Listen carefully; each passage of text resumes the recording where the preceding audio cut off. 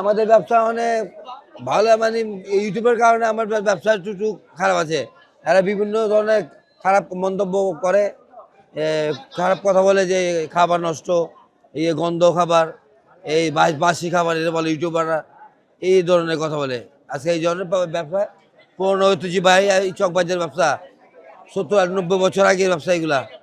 হ্যাঁ, মোগল সম্রাটরা 70 আর 90 95 বছর ধরে এরা এই ব্যবসায় চলতে এই চকবাজার, এই হ্যাঁ ইউটিউবাররা কি আপনাদের ব্যবসার ক্ষতি করছে? হ্যাঁ হ্যাঁ, ইউটিউবাররা ব্যবসা ক্ষতি কথা বহুত অনেক লস হয় আমাদের।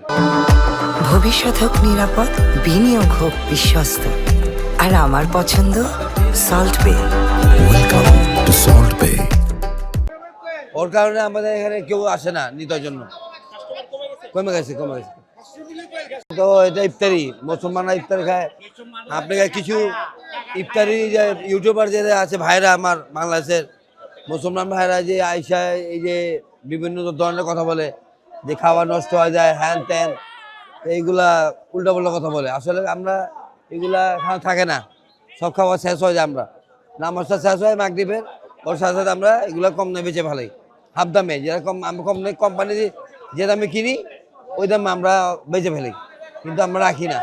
ইউটিউবরা কি করে জানি না যায় এনতে কিনা, ওরা যায় নিজে নিজে নষ্ট হয়ে যায়, বলা যায় যে হ্যান ত্যান খাওয়ার নষ্ট, এই আর কি বিভিন্ন ধরনের কথা বলে, গালাগালি করে, এই সব ধরনের কথা। বাজে মন্তব্য করে, আমরা বাসি খাবার খাওয়াই, সেই জন্য আমরা এই ব্যবসা নষ্ট হয়ে গেছে। আলহামদুলিল্লাহ কম আসে না, আলহামদুলিল্লাহ ভালো আসে, আগে থেকে একটু কম হয়।